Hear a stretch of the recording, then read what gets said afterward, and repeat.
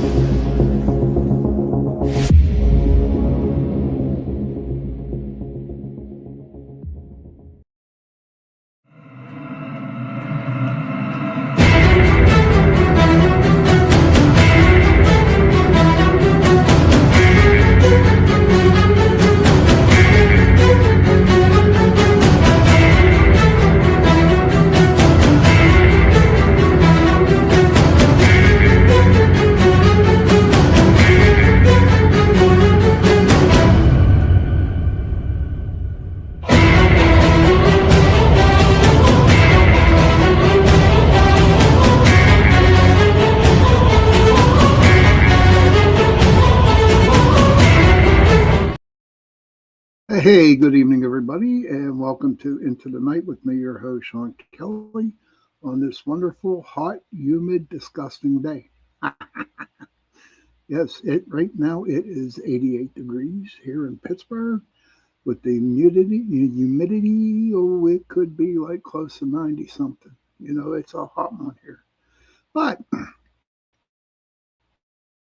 you know, I want to thank UPR Radio 100.3 Mississippi, 107.7 New Orleans, for allowing me to give you two shows a week, Sunday nights 8:10 to 10:10 p.m. Eastern, and on Tuesday nights 8:10 to 9:10 p.m. Eastern Standard Time. Don't forget, right after my show tonight, um, CL, she has her podcast, the Gateway Podcast, coming on right after me. And I do believe she got that Stroker dude again. You know, talks about vampires and stuff like that. She's gonna be mad because I said that, like the vampire stuff. But I know the dude. I can't pronounce his first name. I really cannot pronounce the first name. So I call the Stroker guy. You know, who does vampires. That's the only way I can explain. So after my show tonight, please go over to the Gateway Podcast and listen to CL's. Let me see. Okay, so we have some people in the chat tonight. We got, hey Heidi, drive safely, okay? Vet girl, good to see you. Kara, good to see you. Who else we got in here? Oh wow. Okay, we got some good ones in here. Yeah, I can't pronounce that first name, Heidi. To me, it looks like Darkay. I don't know. I'm sure CL will tell me something different later, later. But I don't know. But he deals with vampires. I know that much. But I'm going to try something different tonight. You know, I was looking at, and I was thinking, what can I do for Pittsburgh? For a show tonight. And I was thinking about why not talk about, the urban legends of Pennsylvania. So as I was going through the internet, uh, and I'm thinking, there's some that I've been to, some that I have not. But as I was going through the list, okay, this story popped up, and it's a legitimate story, okay. And I was surprised that where there was a big article about it. Right now, the house is called the Conglier Mansion. It's over on the north side in Manchester. And there's a lot of old houses over in Manchester. There's a lot of old houses on the north side of Pittsburgh, and there's an area. It's called the Mexican War Street houses, and they are old, and they are so freaking haunted. It's unbelievable.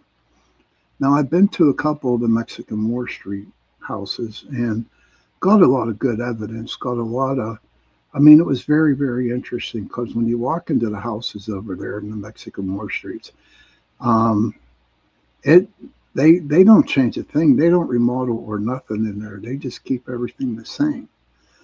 It was really, really unique. A really unique experience going into the houses like that. There was a little town where my father grew up called Lawrenceville, and we went and did a couple investigations over in Lawrenceville. Now, if you look at the pictures of the houses over in Lawrenceville, okay, they're right next to each other. You know, they're small in width, okay, and they're right next to each other. But you go into one of these houses, okay, now that's an old area, and they're huge on the inside. Oh my God, they're huge. And oh, hold on. Kara says I just heard a story about a woman buried alive at an asylum in Fairfield, PA, back in the 1800s. Huh? I never heard of that one too, buddy. Never heard of that one. Interesting, Kara. Thanks for sharing that. But back to the Congular Mansion, okay. And when I started out back in 2006 with the investigating, this story was brought up a lot. This house was brought up, you know, into a lot of stories that I researched way back in 2006. And I know that makes me sound old, don't it? But, you know, and totally forgot about it. Totally forgot about it. Because I figured since the house is no longer down, you know, up, they tore it down and they put a roadway over it. But here's the funny thing about, or not funny, but the crazy thing, where that house was standing, okay, honestly, um, there were major car accidents there, right in the area of where that house was built. They tore it down. So even though the house is not there anymore, there's still a lot of accidents that happen around in that area. And what I read about, you know, the mansion here, and I'm going to read it all to you. Okay, I'm going to try something different. You go on Facebook and you see those true detective uh, people who read, you know, tell stories. But I'm not going to be as dramatic as them, though. I'm going to do. But I'm going to read it because it's very, very interesting. It has an interesting background, and I think everybody should want to hear about it. Um, because I know that the other people that listen in 160 different countries that are tuning into tonight's show, okay, they probably never heard of the Congular Mansion. Okay, so I'm just going to read about it and we're going to go from there. So before I get into reading, I want to know how's everybody doing? Um, are you hot? Are you cold? Do you know any mysterious ghosties hanging around? Something like that? Just want to know how you guys are doing. Um, I know it was a weird day today, but you know, everything is going to be okay. That's the way I look at life today. Everything is going to be okay. Miss Jean Tewksbury, good to see you, hon. I'm glad you popped in. It was real nice to see you.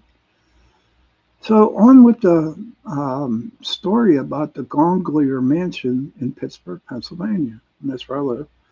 And I got this post off of Facebook from the group Embrace the Dark Paranormal. Hey, Squatch Man, good to see you, brother. Embrace the Dark Paranormal Facebook group. Um, And I'm going to read this to you. And just sit back, have some popcorn. Oh, you have a cold. Everyone's sick, Johnny. I'm a little bit under the weather. I don't know if it's because of the food, at the Golden Corral I ate today for lunch, but I don't know. It's kind of crazy. Maybe it's the heat. I don't know. But so I'm going to read this story, this article, produced by Embrace the Dark Paranormal on Facebook. So the dark history of the Congler Mansion in Pittsburgh, Pennsylvania. Have you ever heard of the wild stories behind the scenes of the Congler Mansion in Pittsburgh, Pennsylvania, USA? This now gone location is a stretch of road now. The beautiful home was demolished and only road and woods remain in its place. However, most affectionately, still called the house and location the house that the devil built. America's most haunted house. So let me repeat that. The name of, the house was named the house that the devil built. It was America's most haunted house. The dark and strange history of the mansion in Pittsburgh is lost to time, decay, and destruction, but not to those who've heard and preserved the creepy stories. When you think of the most haunted houses in America, you probably jump right into the Sallie House or the infamous sinister-looking colonial in Amityville, Long Island, or even the home in St. Louis that inspired The Exorcist. But not every famous haunt has an empire of entertainment media to boost its reputation, whether factual or otherwise. The Congler Mansion might be an exception to the rule on this.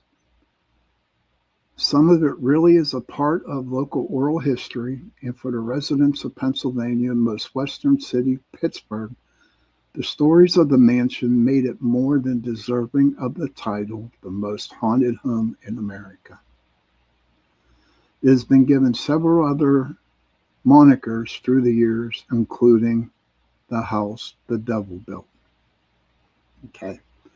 So, like I said, back in 2006, I heard about this mansion, and yes, there were where the road was built in the area where the house was torn down. There have been major car accidents that have happened right around the area where the house stood. So it's like the house, the spirits or the devil still has control of the area in which the house was, and I guess it's including the road. But now the origins of evil.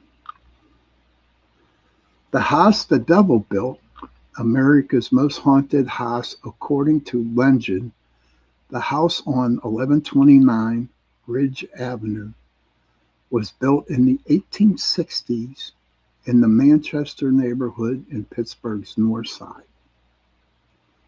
And the north side of Pittsburgh is extremely haunted. So much stuff going on down in that area. I mean, like I told you before, the Mexican War Street house is just anywhere down there on the north side. It's up near Allegheny General Hospital in that section above there. Charles Congler was the original owner and inhabitant, along with his wife Lydia and their maid Essie.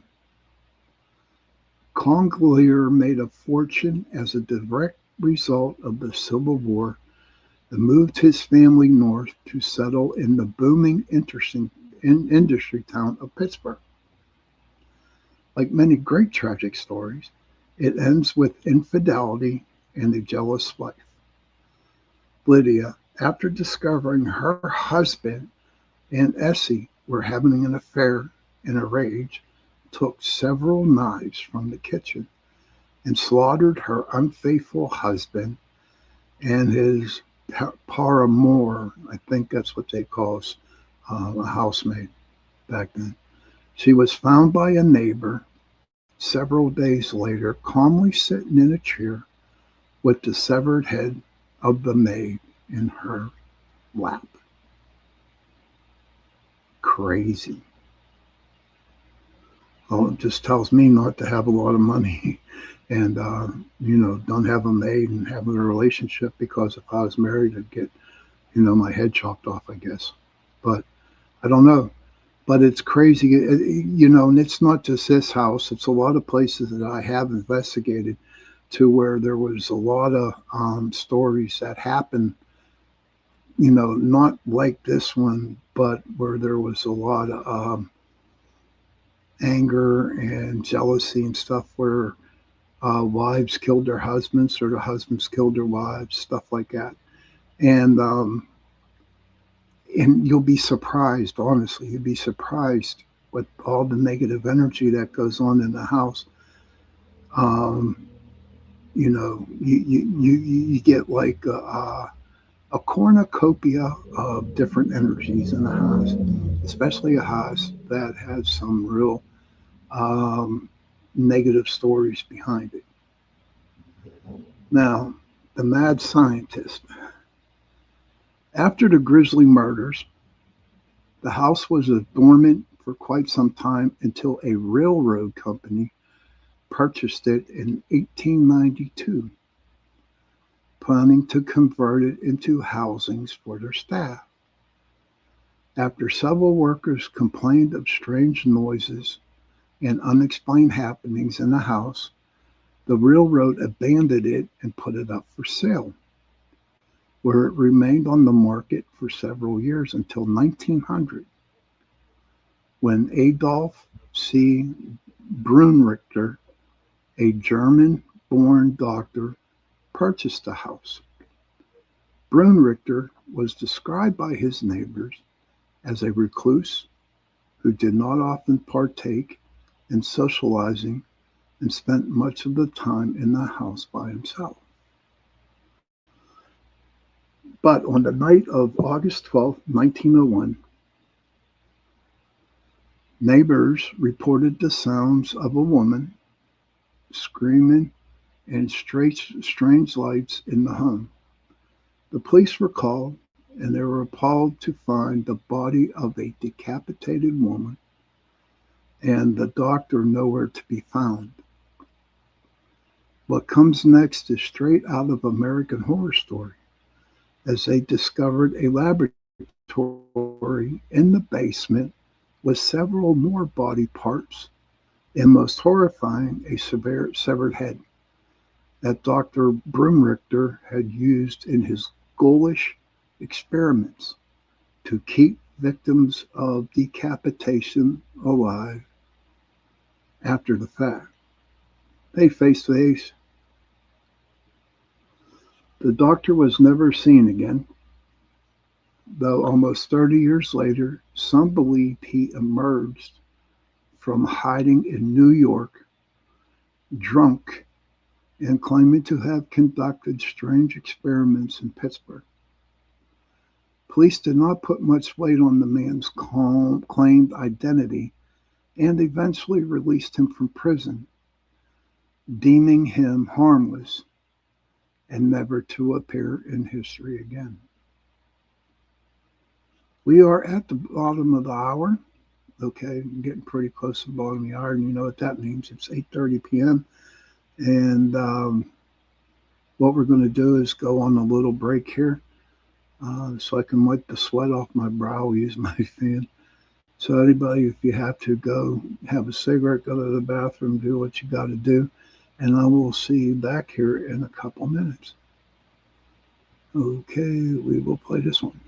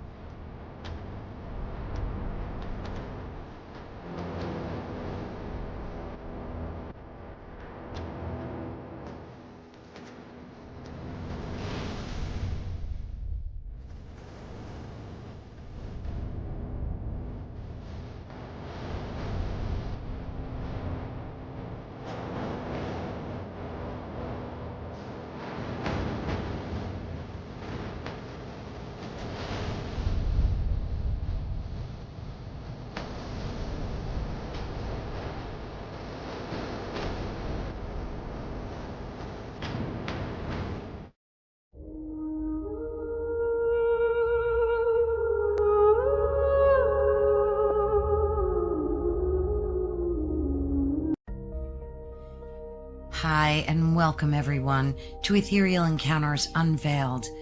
Today we are broadcasting live on the United Public Radio Network and the UFO Paranormal Radio Network, 105.3 on the Gulf Coast and 107.7 FM in beautiful New Orleans.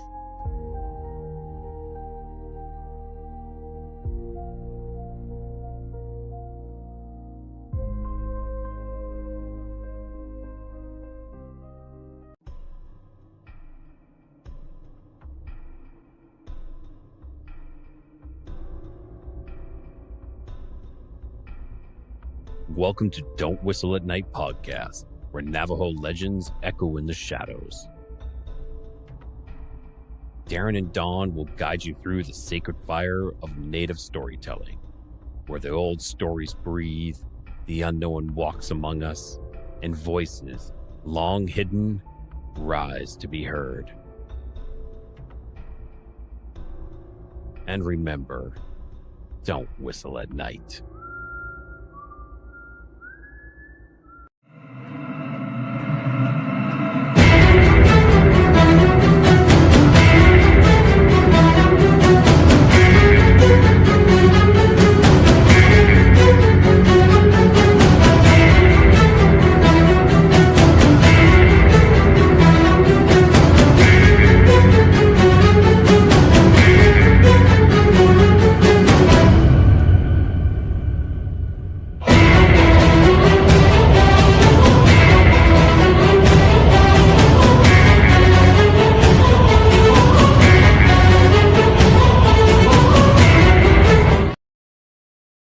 Hey, welcome back everybody to Into the Night with me, your host, Sean Kelly.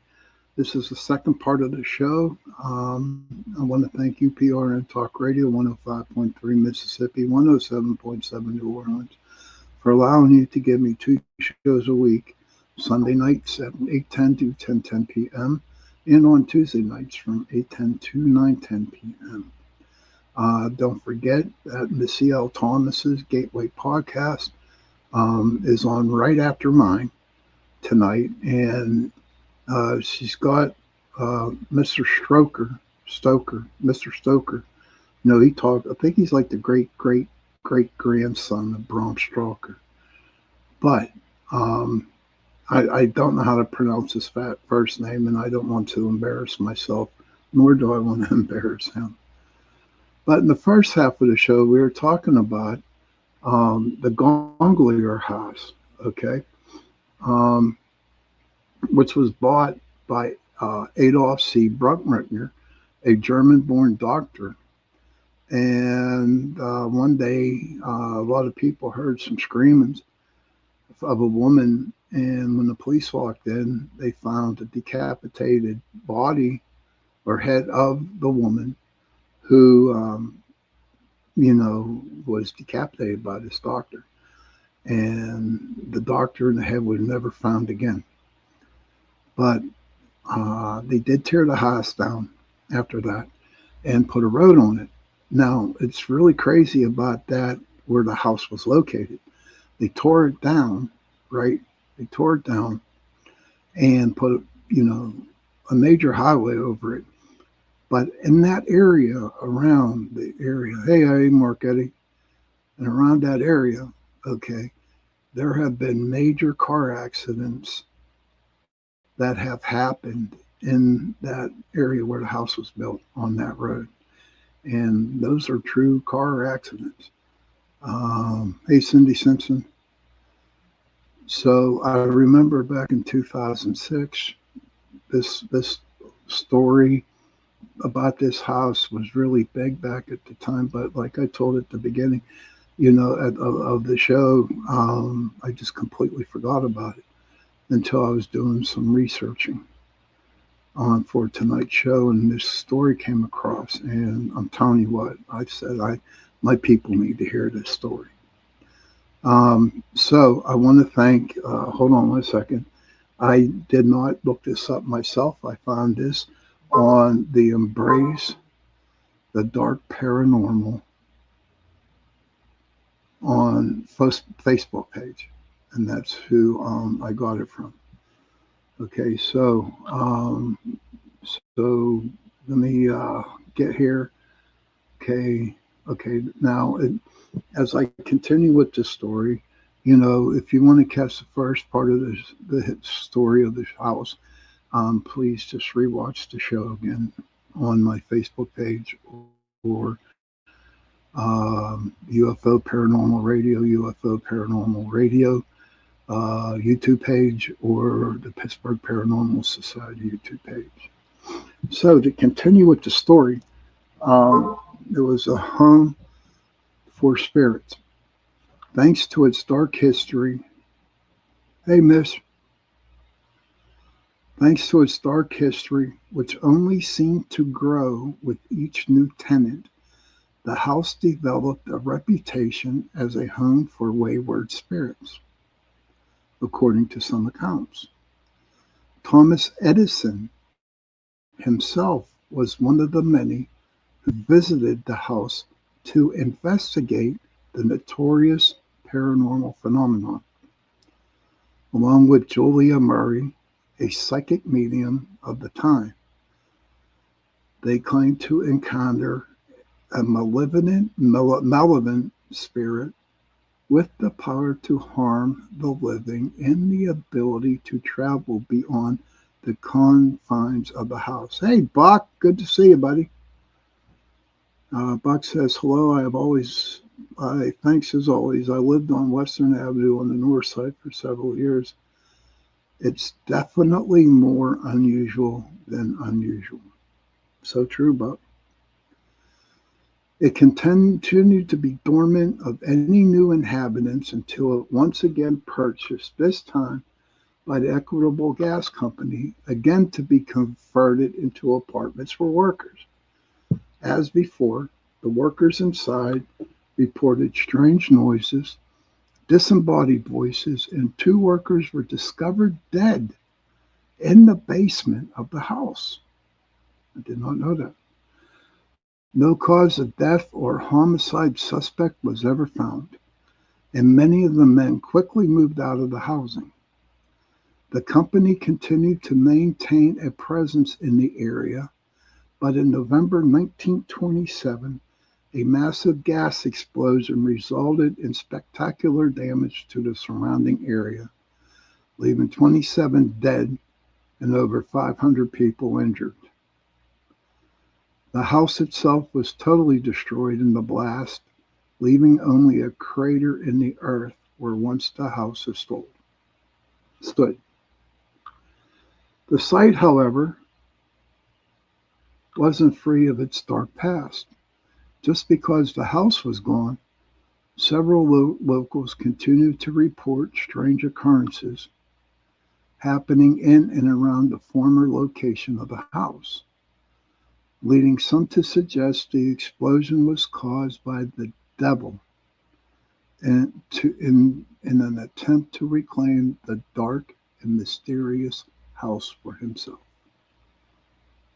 Well, that's the story of the house. And I'm sure if I really researched it deeply, I could come up with some more stories about the house. But just to know that when they call it the house that the devil built, I mean, I find it very, very intriguing. Okay, like I told you before, there's a lot of places that I have investigated that it was way worse than this, and there's no way. Okay, honestly, there's no way whenever a negative energy is in a house that causes all this stuff, it's so hard to get rid of. My friend Phil Saragusa, I've had him on my show a couple times, and he had a place up in New York that was like totally haunted. I might get him on the show again, so we can bring up his story. But I've had him on a guest for a couple of times, and I've read his book. Right now, I do not have it. I don't remember the book, but it's a very interesting story. And I really believe that the ghost that really haunted his house were part of the land. Okay, they weren't part of the house itself, they were part of the land. And I believe part of that was because of a Indian burial ground really close to the house. So if you're out searching for houses, okay, it's not so much the house that you seek that you really, really want to look for. It's the area. It's the land of the house that you need to buy is what you need to check out. You need to ask questions about it because here in the state of Pennsylvania, realtors do not have to tell you the house is haunted. Okay? They don't have to tell you. So it would be up to you to find out, the stories, the history behind the land. I mean, anybody can build a house. They have housing plans. Now, a story about housing plans is crazy. Up there in Penn Trafford, PA, about 40 minutes from where I live, okay, there was houses, a plan of houses. And we investigated one house up there. And they had a baby boy, and they were just scared, so they called us in, to see what the hell was going on. And we came up with a lot of good evidence for them. And whenever you try to go into a house and you try to clear a house or you try to talk to the spirits to go into the light, it's kind of hard when the spirits are part of the land because they leave the house. Okay. And once when my team would leave, then they would come back again, and start haunting the house again. But this plan of houses, that the one house that we investigated, okay, there was three other houses that called us up, okay, and they asked us if we could come and investigate their homes. And of course we did. We killed like three birds with one stone because I brought other people up with me, and we each took a house. But the craziest and strangest thing about the whole investigation on all those houses was we all came up with the same evidence. We all came up with the same type of orbs, solid orbs. Hey, Kevin. We got a lot of ectoplasma, which we call mist. Okay. And we come to find out, because we had like a little powwow after the investigations. And not right after, it was the next day. And we all came up with the same conclusion that it was like all different types, all different kinds of spirits there. Okay. We did have the Native Americans up there in Penn Trafford. There were a lot of Indian burial grounds. There were also a lot of revolutionary spirits up there because not too far from Penn Trafford, you have the battlefield Bushy Run. And that was back in the French and Indian War. And then you just had the plain settlers. So all these people are like experienced. I don't know what kind of like lit those spirits off or got them kind of pissed or whatever. I don't know. But they were just attacking all the houses. And we just came in and we kind of made a deal because we talked about this, kind of made the deal. It's like, you know what, guys, back off for a while and then, then see what we can do. And so it's like the land, the land. So when you go out and you want to buy a house, look for the history of the land.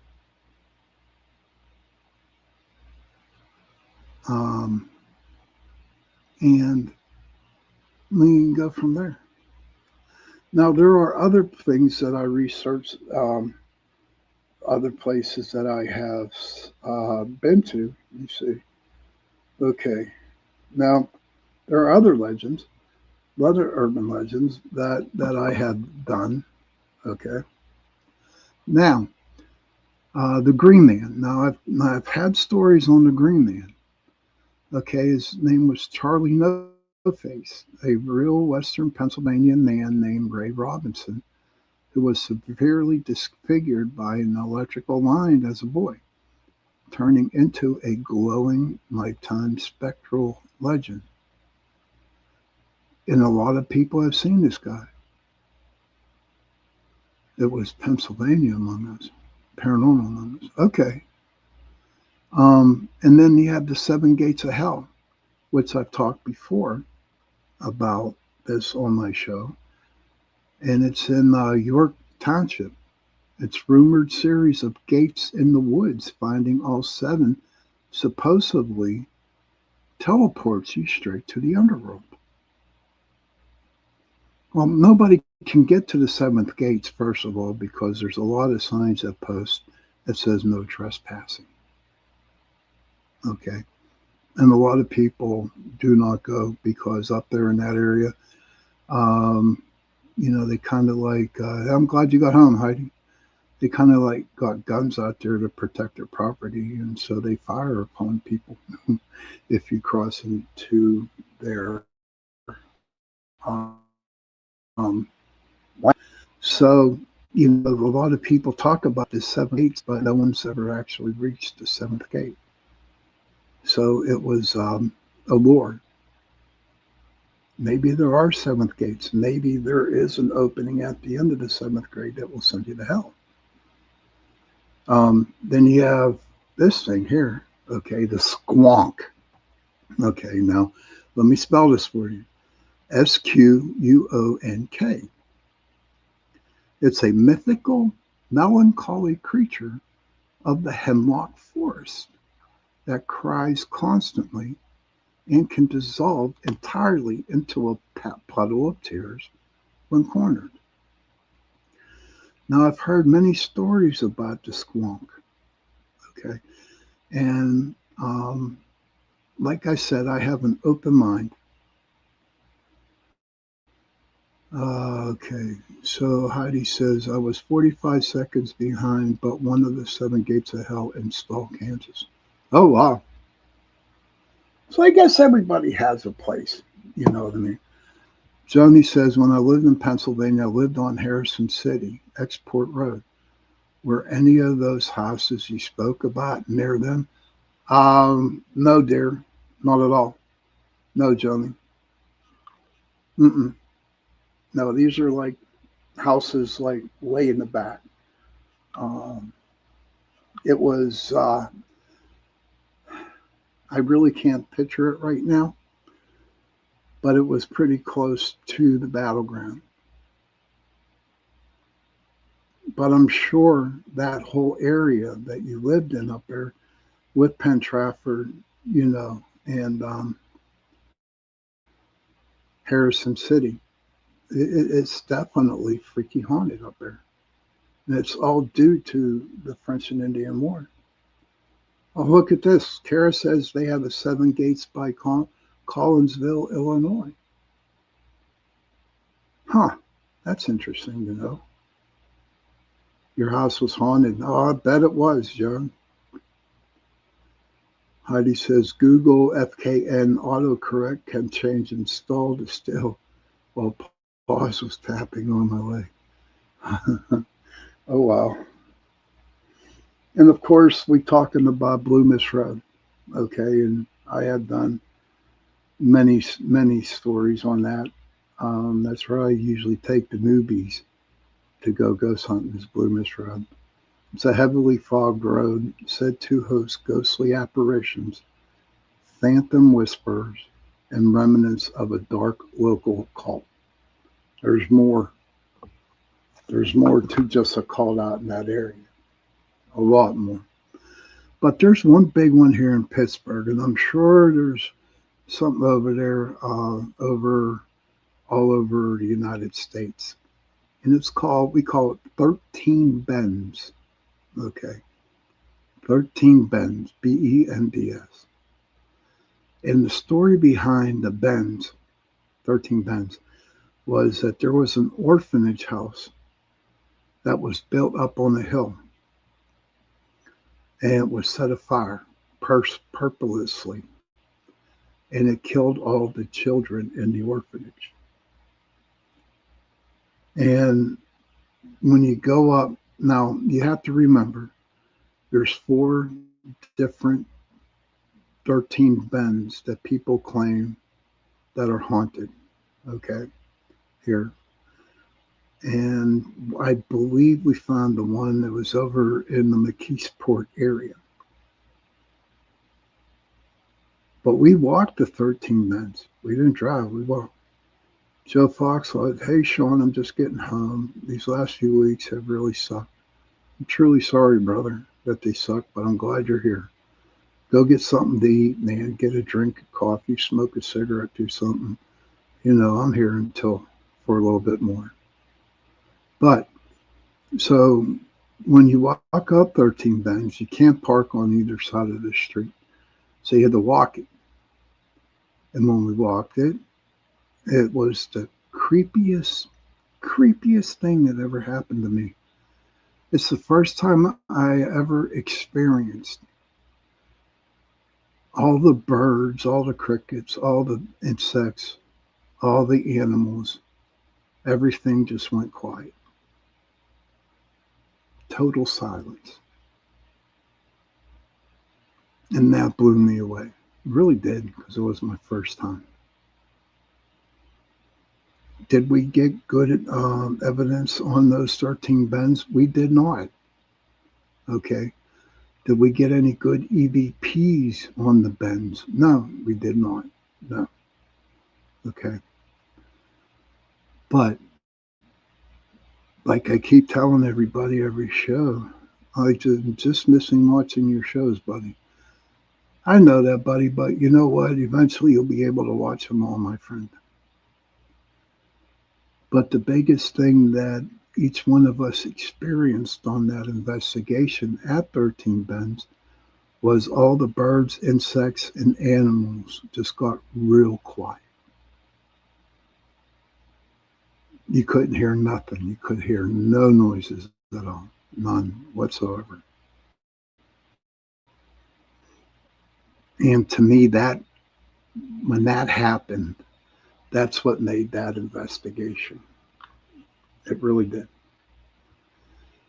And then I got time for one more story. Another place that we went to was down in Perryopolis, Pennsylvania. And it was called the Quaker Cemetery. Hey, John. Quaker Cemetery in Perryopolis. Now, Quaker Cemetery was built by, who are the main people back then? The Pilgrims, the Quakers. The Quakers, that was their cemetery back then. And here on the cemetery, they had like a little chapel on the premises. Okay.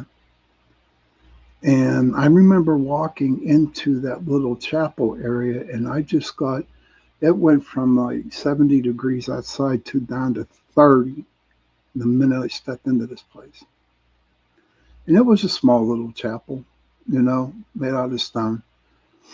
And then I felt somebody looking at me, like looking at my back, and I turned around and I saw this huge dark shadow that was standing in the corner. And it was the outline was dressed as a Quaker. I didn't stick around. I didn't stick around. We just went right back out and started investigating the cemetery. But I had a guy in my group. He went in and he called the spirit out. And I'm like, what are you doing, dude? Yeah, a Quaker, Kevin. Yeah, he looked like a Quaker. But this dude was freaking huge, man. Huge. And so the kid called him out, and something happened where they come running out, right? They come running out of that chapel. And then all of a sudden, someone took a picture of the big, dark, Quaker looking dude standing at the door. Oh, yeah, it was that. Yeah. I don't know who has the picture, okay, but we saw it. But here's the crazy part about the whole thing, okay. So we all investigated. So we got into our cars. We were parked on our side of the road. And so the guy who called out that spirit, he was driving, and all of a sudden he got a flat tire. So he pulled over. He took the tire off. And as God is my witness here, okay,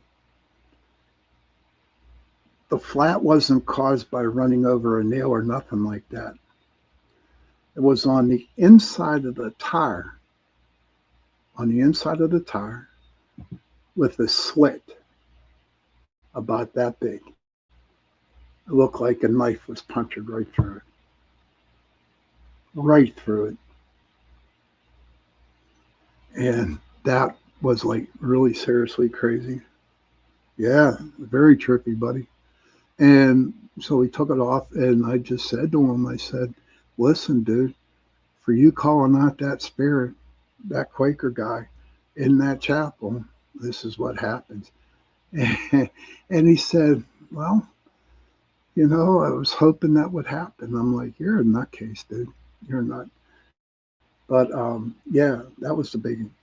So now at Quaker Cemetery, okay, you're not allowed to go and investigate the cemetery.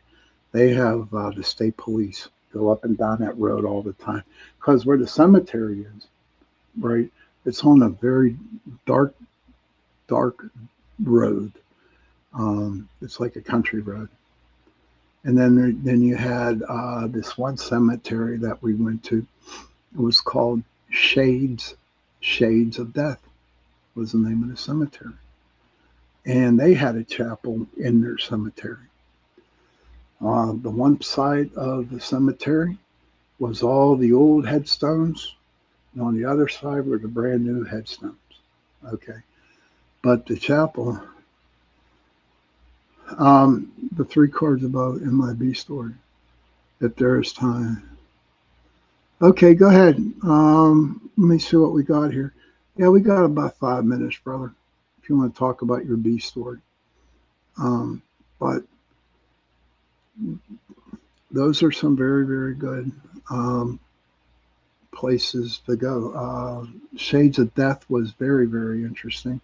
I have pictures on my Facebook page of different things that we caught at the cemetery at Shades of Death. And we did an investigation in the chapel itself. And I had a freaking asshole that came with us. And he deliberately pushed the Bible off the stand. And that kind of like threw that investigation out the door when he did something stupid like that. Yes.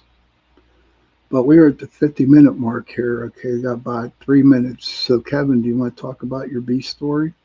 I don't think there's going to be times enough to pull a card tonight for anybody. But if you want to tell your B story, Kevin, please, feel free. I will repeat what you have to say. But you know what? While we're waiting for Kevin, I'm going to pull one card, okay? I'm going to pull one card here. I'm cutting them because I shuffled them before the show. And everybody write this animal down and then just Google it to see what's happening. how this animal that I'm pulling for you is going to make it right for you this week. And the one that I just drew is the hummingbird.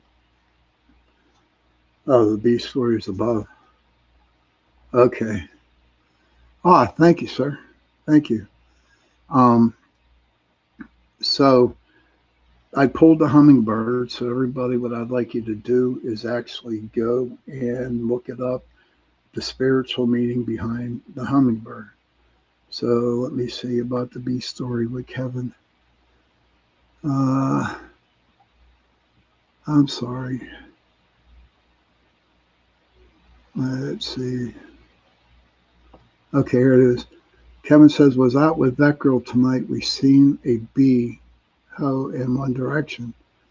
Tiny sparks of white light and appeared in opposite direction. Portals. At the least, it was not a truck this time. Oh, wow.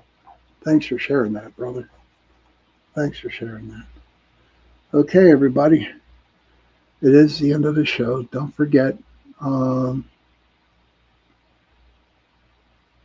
And okay, living in the present. All right, let me get out of here.